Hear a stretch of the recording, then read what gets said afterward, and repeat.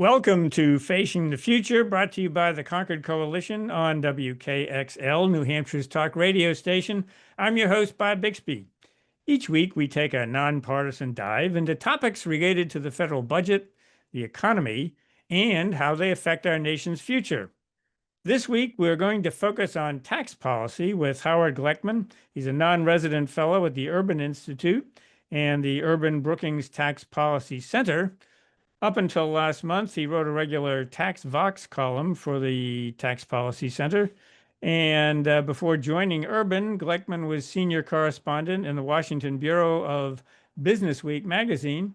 And he also, in 2006 to 2007, was a media fellow at the Kaiser Family Foundation and a visiting fellow at the Center for Retirement Research at Boston College from 2006 to 2008. So a little journalism, a little advocacy, a little, I don't know, uh, wonkism. Howard, you've got it all.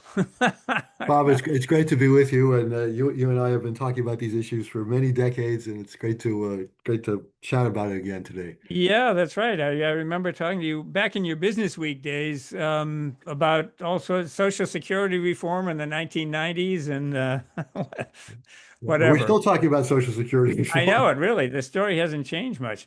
Well, you signed off as a regular columnist with the Tax Vox column, which were terrific, by the way, at the Tax Policy Center. You signed off with a column that really got my attention. It was titled, "What the Ugly History of Tax Policy Over the Past 4 Decades Means for the Future."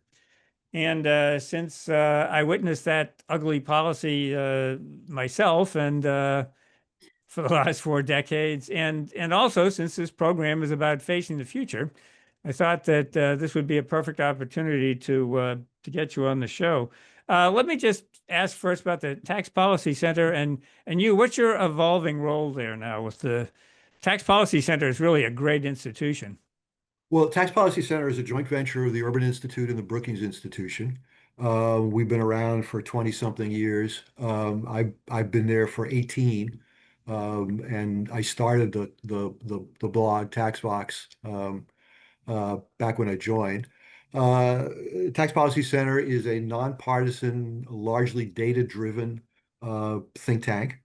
We do analysis of tax legislation. Uh, Principally, we look at the effects of tax legislation on people of different incomes.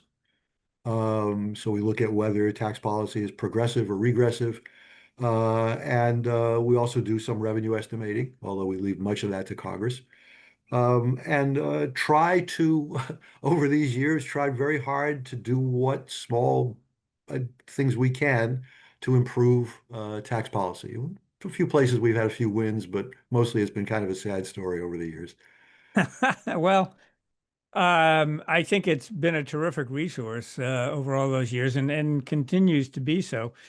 So in your column, which is kind of a summary of lessons learned over these 40 years and where it takes us. One of the, and you start with the Reagan tax cuts back in what, 1981, 81, right? and go all the way through the One Big Beautiful Bill Act, which just passed this year. And you had some highlights of points in the beginning. One was that traditional goals of good tax policy, you wrote, have been equity, efficiency, and simplicity, and not so much anymore. I mean, why have we seem to have drifted away from focusing on the policy of tax policy? Yeah, I think that's right. You know what I talk about in the piece, and readily apparent to you over the years, is we sort of lost the thread here. The idea of tax policy used to be principally to raise money for the federal government and to do it in a way that was equitable, fair to people of all incomes, and even people making the same income, you want them to pay more or less the same tax.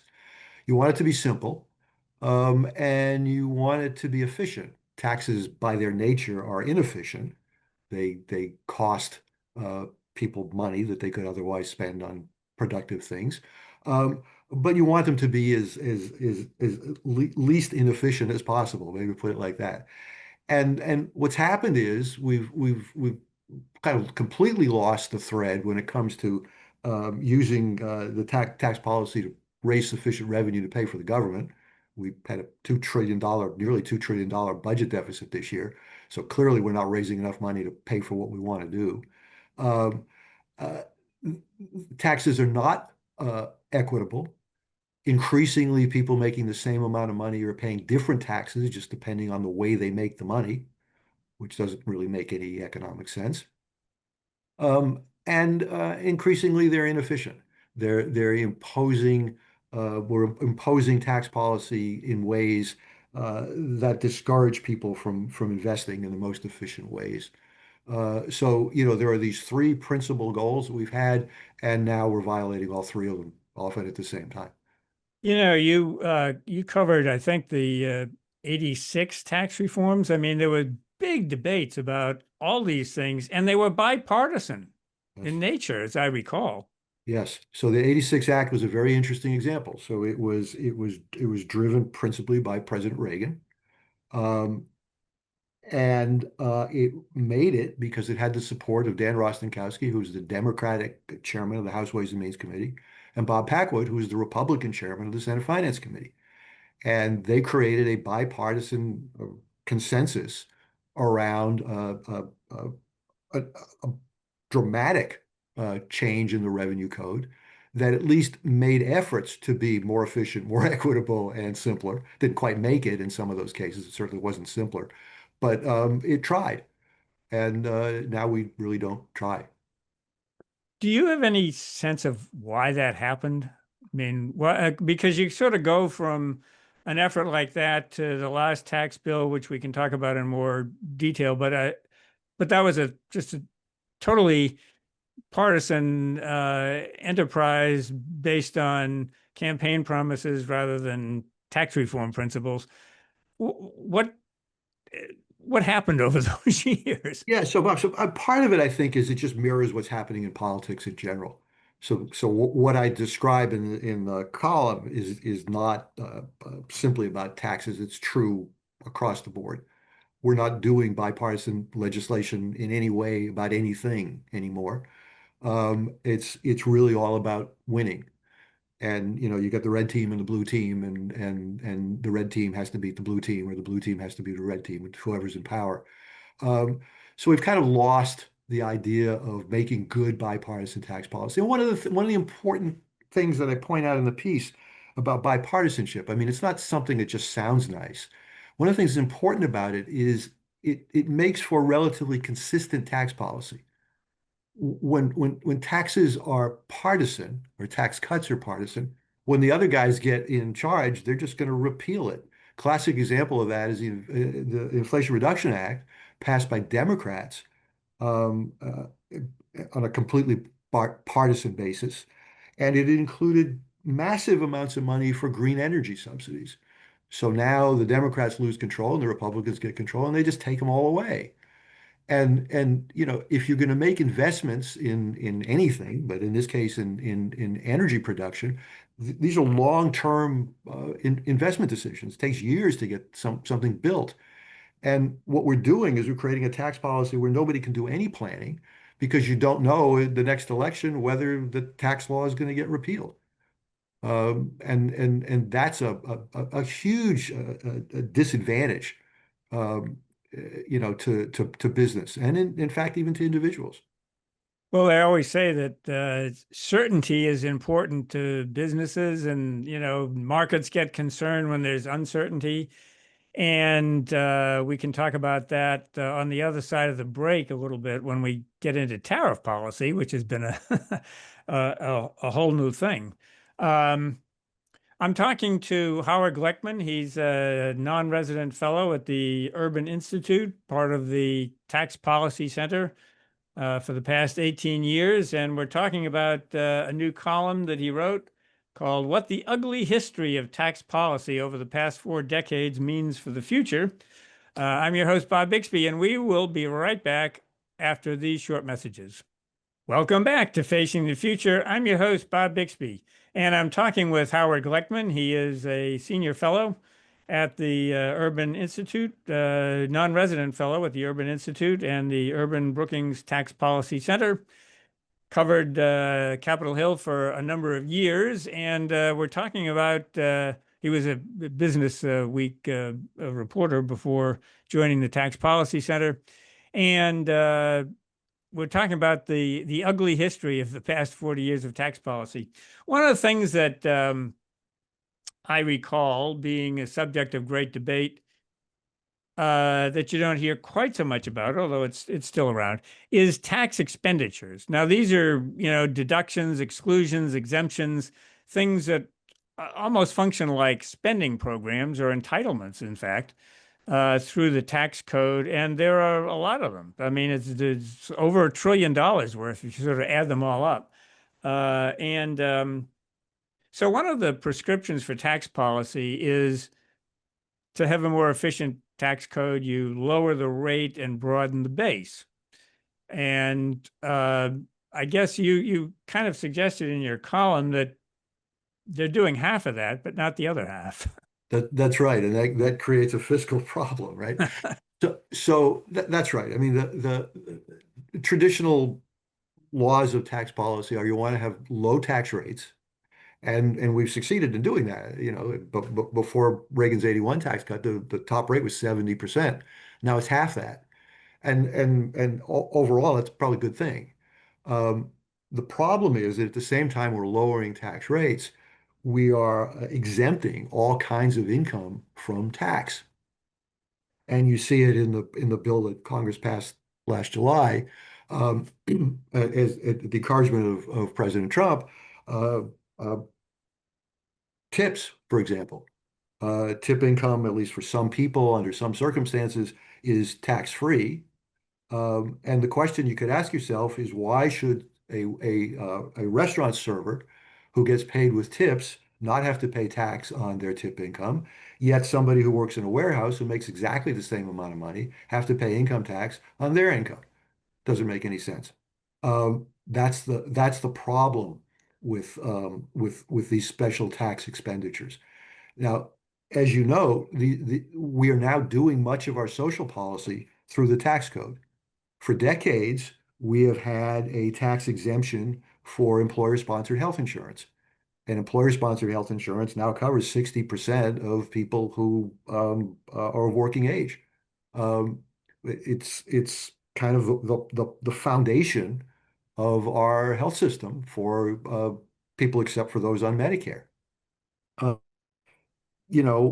we do the same thing with all kinds of special interests. The welfare programs, we used to have aid to families with dependent children. We used to have other programs that were there to provide a safety net for low-income families with kids. Now it's all done, nearly all done through the tax code, through the earned income tax credit and the child tax credit. And Congress does this not because it's better, but because it's easier. You know, Republicans instinctively want to cut taxes, and Democrats understood that they can increase social programs and get Republicans to vote for it simply by calling it a tax cut. And we've fallen into this trap, and now we're so far down the rabbit hole. I don't know how we're going to get out. Yeah, we've lowered the rates and narrowed the base, which may contribute to that $2 trillion annual deficit that you've been talking about. But I don't know. I don't know how you get out of it, because once these are kind of like tax entitlements, and That's exactly right. And the problem, Bob, is now that these people have these tax cuts, anybody who proposes to repeal them or scale them back is accused of raising taxes, yeah. and that's political death. And you can So think of it, if you actually tried to do it on the spending side, say you're going to do a subsidy for something and add it on, uh, people would, say, well, you're breaking the bank, right. and if Exactly. Exactly. That's exactly right. And somehow a dollar of tax cuts is not the same thing as a dollar of new spending. And it's kind of the same dollar, but that's not how Congress thinks about it these days. the two things, I mean, back in the day when folks were a little bit more concerned about this, when there were fiscal commissions like Simpson Bowles, and I was on the Rivlin Domenici commission with the Bipartisan Policy Center. We focused heavily on tax expenditures because it seemed that that was a way you could get more revenue by closing these loopholes without raising rates. Right. And so both commissions really got a lot of their deficit reduction from tax, not eliminating, but I mean, scaling back tax expenditures, but there didn't seem to be the political will to take that up, probably for reasons that. That's exactly right, because as I said, you're going to be accused of raising taxes, and nobody wants to be accused of raising taxes. And they do fly under the radar screen, I think, because they are posed as tax on the tax side rather than on the spending side. So they don't get as much scrutiny. But, CBO always does this interesting chart that sort of compares the total of tax expenditures to, you know, discretionary spending or Social Security and Medicare. And it's more than, if I'm not mistaken, I think it's more than discretionary spending. By far, by Yeah. far, and it's as you well know, I mean, you talk about this all the time that discretionary spending is the money that's appropriated every year by Congress is a tiny fraction of overall government spending.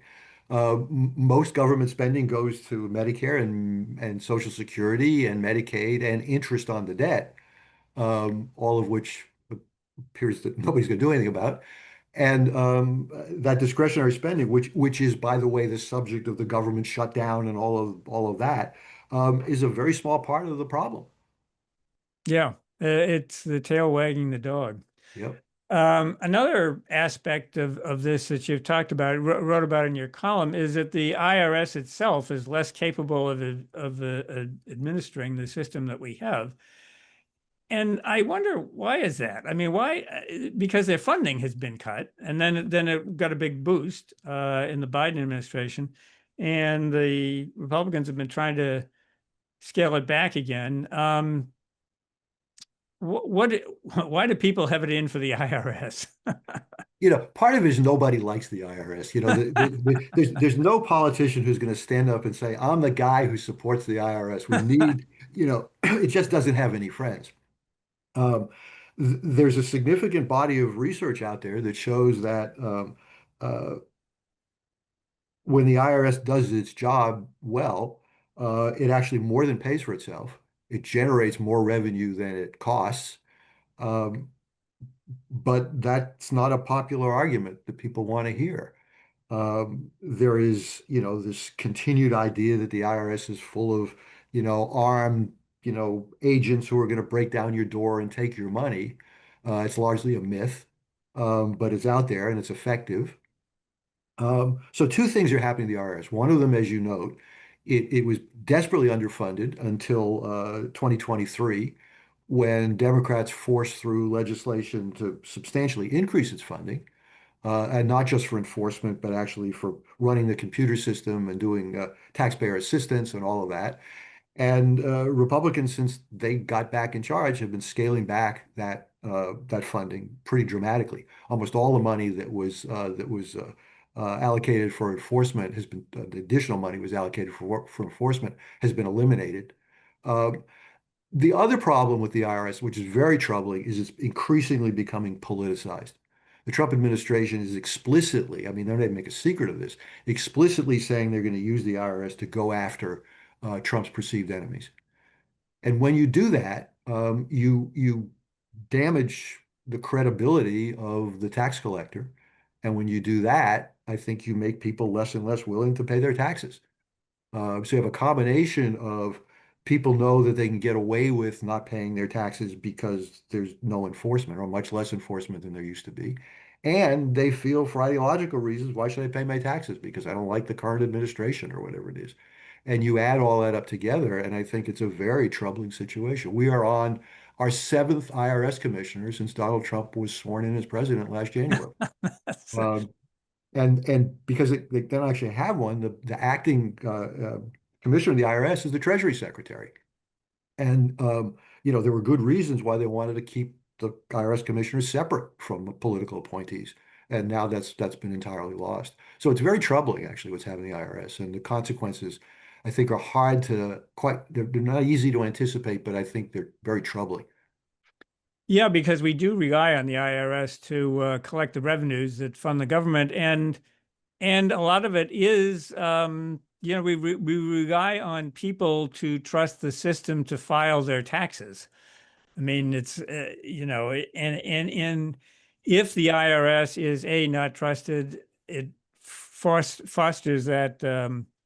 Well, it undermines that credibility that people need to have in order to voluntarily comply with their annual filings, and it does make it more difficult for the IRS to actually monitor. I mean, underfunding the IRS, it's a benefit to people who want to cheat on their taxes. And Exactly, exactly. And to go back to the point you made before, since so much of our welfare policy, so much of our healthcare policy is being run through the tax code, it's the IRS that has to manage all of that and has to write the rules to make sure that the programs work as relatively efficiently. And again, if you don't have the IRS staff to do that, those programs are also going to fall apart. So it's not just tax collection, it's also managing, like I said, managing a social safety net. just to put a exclamation point on this, if you're making the tax code more complicated with lots of exclusions, exemptions, deductions, and making things less transparent, it's more difficult for the IRS as well, just because there are more rules, and then it's easier to cheat. And increasingly, Congress, because it is so complicated, increasingly Congress is leaving it up to the IRS and the Treasury to write the rules. So you can look at the rules that were written uh, by the Treasury and the IRS just a few months ago to accompany the no tax on tips legislation, because the no tax on tips legislation had giant gaps in it, which had to be filled in by the regulators. You read those rules and you don't know whether to laugh or cry. The IRS is trying to define who is eligible to get tax exempt tips and who isn't. And it goes on for pages and pages and pages, and it's just awful to read. And that's what we've made up. That's what we put ourselves into. All right. Well, we're going to have to take this up on the other side of the break. You're listening to Facing the Future. I'm your host, Bob Bixby, and I'm talking with Howard Gleckman. He's a tax policy expert at the Urban Institute and the Tax Policy Center. We'll be right back after these short messages. Welcome back to Facing the Future. I'm your host, Bob Bixby, and I'm talking with Howard Gleckman. He's a longtime business analyst, columnist for Business Week magazine, and now he's a non-resident fellow at the Urban Institute and with the Urban-Brookings Tax Policy Center. We're talking about 40 years of ugly tax policy that he's covered and what it means for the future. And before we took our break, we were talking about the deterioration in the IRS, not necessarily their fault, been underfunded, but this makes it difficult for the staff at the IRS and the Treasury Department. Um, and you've noticed that has an effect on tax policy. Absolutely. So, behind the scenes, when tax bills are enormously complicated, as we've been discussing, but behind the scenes, there are professional staff people at Treasury, at the IRS, and in Congress, who are the ones who actually write the legislation, who actually make sure that the politicians do what it is they think they're doing. And to a large degree, over the last decades, what I've seen is a real deterioration in that staff, um, particularly in Congress. Used to be that there were people, we've known them, people who were lifers in Congress who spend their careers, understanding, the minutia of tax policy. And now what happens is you get relatively young people who go to work up there for a couple of years, who make their political connections and then go to work for lobbyists and make a lot more money. But what happens is you lose that expertise. So often what's happening with tax policy is the policy is written often at the last minute in the majority leader's office in the House or the Senate, not by the committees. And the laws are full of mistakes. inadvertent errors that create all sorts of complexities for people and sometimes loopholes where people can get very rich. And they were never actually intended. But because the law was drafted badly, um, these errors are there and then they can't get fixed. Used to be that they would do what they call technical corrections bills, but they can't do them anymore either. Um, we have bad law, both in the sense that the law is intentionally wrong, and we have bad law in the sense that it's badly written and you get errors that you didn't expect. I mean, does the early in this administration, we had the Doge effort and people were getting laid off and fired and leaving. Do you think that contributes to this Oh, problem? absolutely. I mean, certainly, I mean, the IRS has lost about half of its staff. It's a dramatic cut. Treasury less so. Treasury has been relatively immune from these cuts, but the IRS staff cuts have been tremendous. And again, it's not just the people doing enforcement. People from the general counsel's office have left in droves, in part because Doge asked them to do things with taxpayer information that they weren't willing to do. So lost a lot of people there. The Doge efforts have not affected Congress any, but the turnover of congressional staff is a long-standing trend, and I think it's going to continue. Um, there's a another issue that I want to bring up that's a change, and that's the tariff policy. This Yeah. has been a huge change in the nation's revenue. Um, I have a little story on this. Is that a couple of years ago, I co-taught a class at the University of New Hampshire Franklin Pierce School of Law. And we talked about fiscal policy and US fiscal policy, and the students needed to write a paper. And I can remember a particular student, her idea of um, deficit reduction. She wanted to make a major effort to collect more revenue through consumption taxes, and she focused on increasing tariffs. And the co-professor and I thought we guided her away from that and said, this is, not a realistic idea. I mean, consumption taxes, that's a legitimate thought. You can develop that in your paper. Don't focus on tariffs. That's silly. I mean, that's just, going back to a different era, you're just not going to do that anymore. So we weren't enthusiastic about that, and she sort of revised the paper, and can now I'm thinking back and thinking her original draft was was where tax policy was going, and Yeah. because of course President Trump has come into office with a very aggressive tax policy, and actually a lot more revenue has come in this year, not enough to prevent us from still having a $1.8 trillion deficit. But tariff revenue has gone up over 50%. I mean, it's more than doubled Yeah. this year. So anyway, there's a lot to unpack there. But um, where do you see this this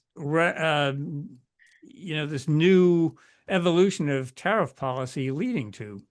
So let's start at 30,000 feet, and then we can get a little more granular. So I wrote in this piece, and I think that the income tax has probably pretty much reached its limits of the ability to raise money. As we've been talking about, we don't want to raise tax rates, and we don't want to close tax loopholes or tax expenditures. So my sense is we've raised about as much as we're going to raise through the income tax. So I believe that we, over the next few decades, probably are going to enact some sort of a consumption tax.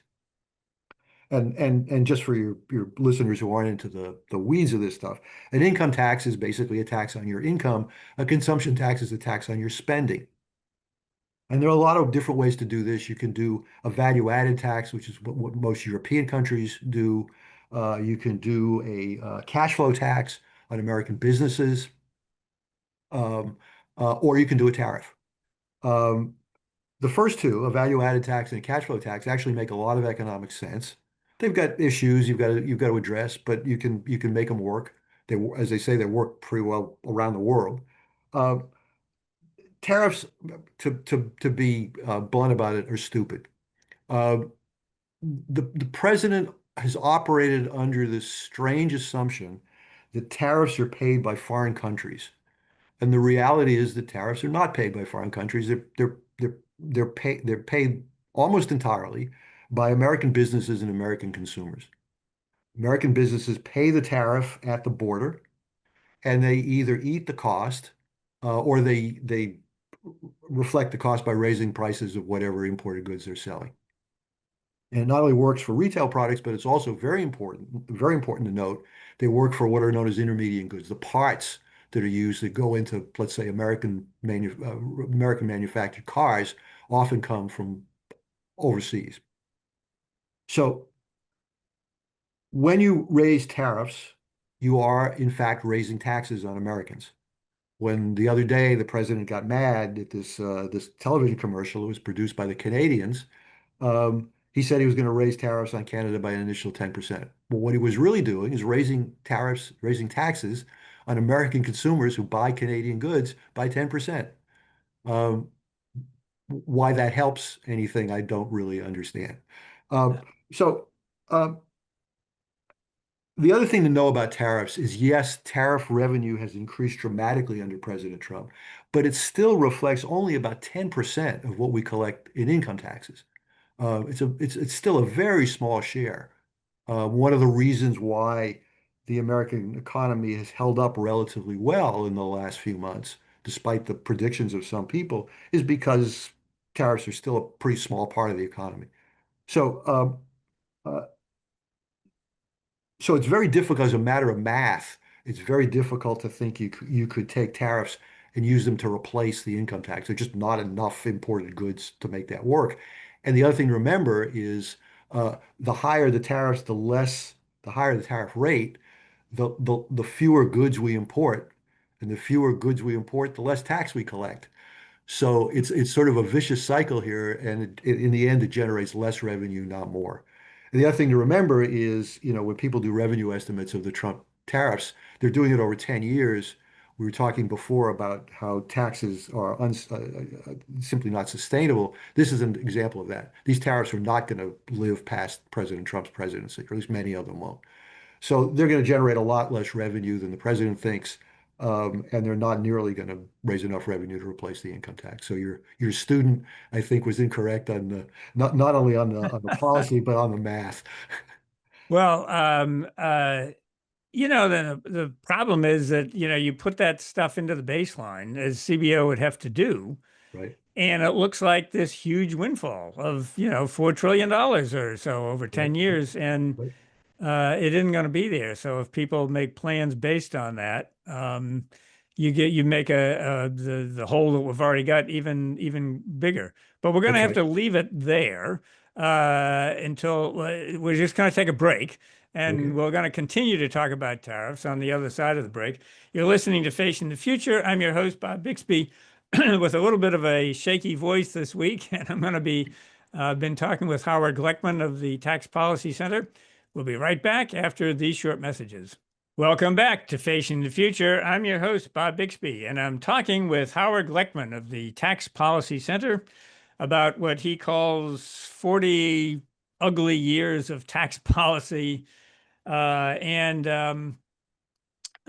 We've been talking about tariffs, and tariffs have been a very big part of this administration's approach to tax policy. And you reminded us in the last segment that tariffs are a tax. And so we've got a Supreme Court case coming up on some of President Trump's tax policies, those enacted under a statute called the International Emergency Economic Powers Act, or IEPA. And IEPA is before the Supreme Court. They're going to be hearing arguments in November, possibly with a decision as soon as December, because if they rule that these taxes were not properly imposed, under IEPA, then people might be due a refund, and they don't want to have folks collecting taxes or having to pay taxes for several months while they deliberate. So they might make a quick decision on this. But Howard, you've been following this case. It's, kind of in a nutshell, two lower courts have ruled that the president does not have the authority to do what he has done with these tariffs under this particular statute. Now, that doesn't mean that all of the tariffs would be thrown out, but it does mean that the across the board 10% tariffs that he calls the reciprocal tariffs that he's imposed on everybody, and the Canada, Mexico, China so-called fentanyl tariffs that he's imposed under things that he has designated as an emergency, as a national economic emergency, and the tariffs that he's imposed are his idea of a response to that. So, Howard, what are the issues that are coming up in this IEPA case? Well, I think you've described it pretty well. I think the question here is not does the president have the authority to impose tariffs? Clearly he does. The statutes for decades have given him the authority to do that. But the question is, can the president impose these blanket tariffs?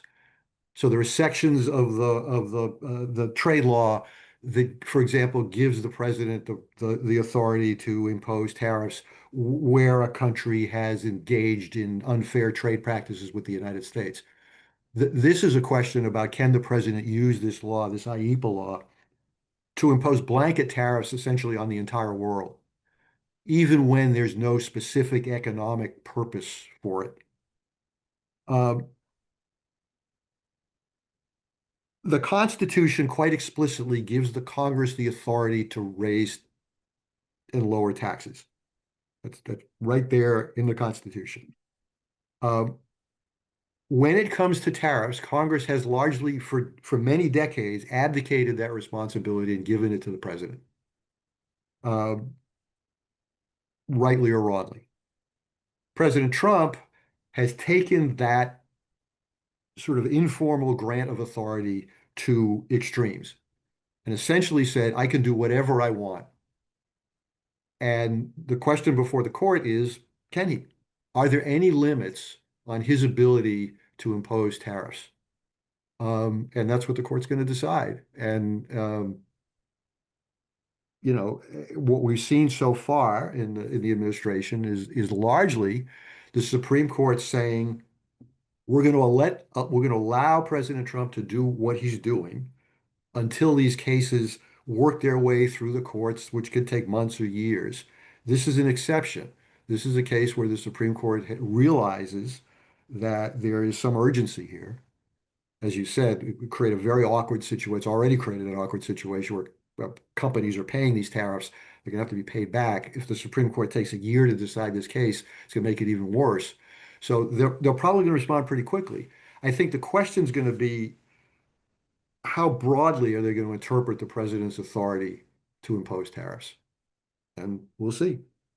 Yeah, Very it's important. a fascinating case because a lot of the commentary about it has been focused on the president's declaration of an emergency. Right.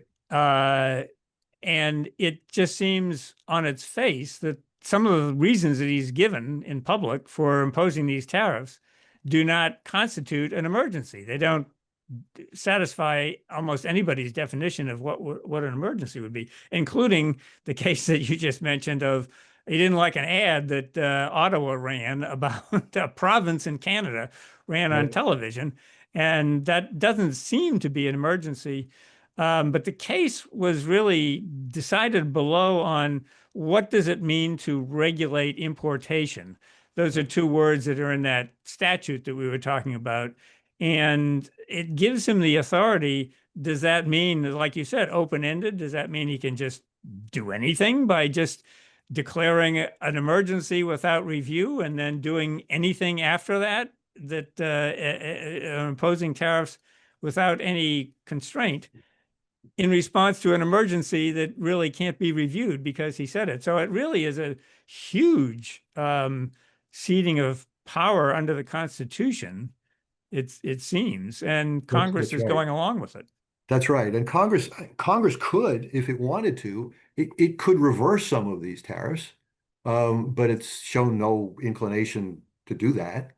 Um, the president has used this emergency authority in a number of contexts. Putting National Guard in U.S. cities, um, basically using the same kind of authority. Um, so he got a very expansive view of what an emergency is. Essentially, he said it's whatever I say it is. And what we're going to find out here is whether the Supreme Court is willing to put any limits on that. Um, and I suspect that the decision will will probably have consequences beyond just the question of tariffs. It may have some consequences just in general for the president's authority to declare emergencies. But again, we'll see. We'll see how far the court wants to go. Yeah, and it flops over into spending authority as well with Absolutely. appropriations, and we've talked a lot on this show about pocket rescissions, Yeah.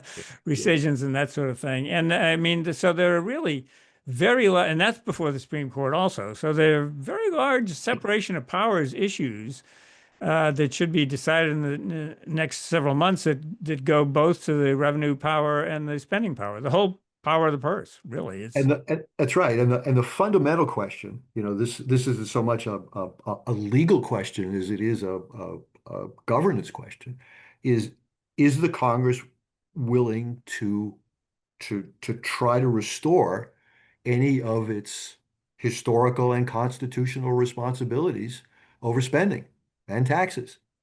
And the answer so far has been no. the Um, frightening thing is, do they just not want the responsibility? I mean, well, do they not let's want the responsibility, or are they afraid of the president, or what's going on here? And I think the motivations are different depending on which politician you talk to. But clearly, the Congress has been unwilling to use its authority, and as you know better than anybody, Congress has traditionally been incredibly jealous of its authority over spending. I mean, going back to the Nixon days and the Budget Act and it was called the Anti-Impoundment Act, and the purpose was to prevent the president from refusing to spend money that Congress appropriated.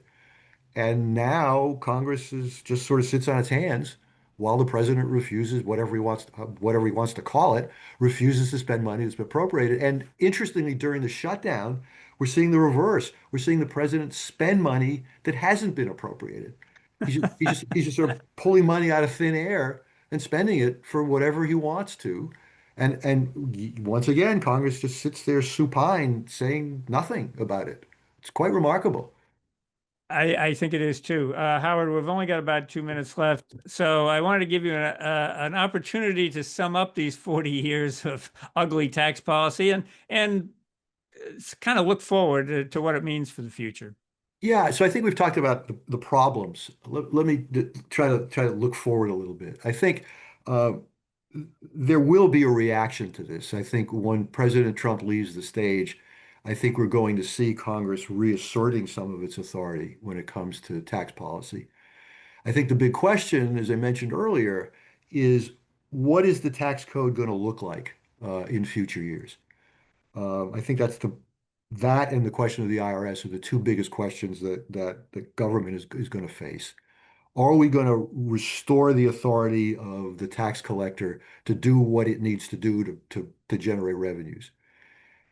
And then the other big question is, you know, are we going to generate sufficient revenue to pay for the government we seem to want? Um, Nobody wants to put it like that, but that's the issue. And if we're going to continue to use tax policy as a tool for social policy, it's going to be practically impossible for us to generate the revenues that we need. Um, so we're going to have to rethink what we're doing with the tax code. It may be outside of the context of the income tax, but we're going to have to have a big rethink about this and decide how we're going to generate revenues, because clearly, I think it's clear to me anyway that we're unlikely to reduce Social Security benefits in any meaningful way. We're unlikely to reduce Medicare benefits in any meaningful way. We can't reduce interest payments in any meaningful way. So in that context, we got to raise the money from someplace. Continuing to borrow it from foreign governments, particularly China, given our relationship with China these days, doesn't seem to make a lot of sense. So what are we going to do? I'm not one who thinks the United States is going to be Greece. I mean, we still have, world's reserve currency. We still have some flexibility here, but this can't go on. And part of the solution has to be tax policy. Well, we're going to leave it there, and our listeners can ponder what that means. Because, well, I agree with you. I mean, we can't keep doing what we're doing because it's obviously on an unsustainable track. You've been listening to Facing the Future. I'm your host, Bob Bixby. I've been talking with Howard Gleckman. He's a tax policy expert at the Urban Institute and the Urban-Brookings Tax Policy Center. Tune in again next week. I'll be back with another edition of Facing the Future.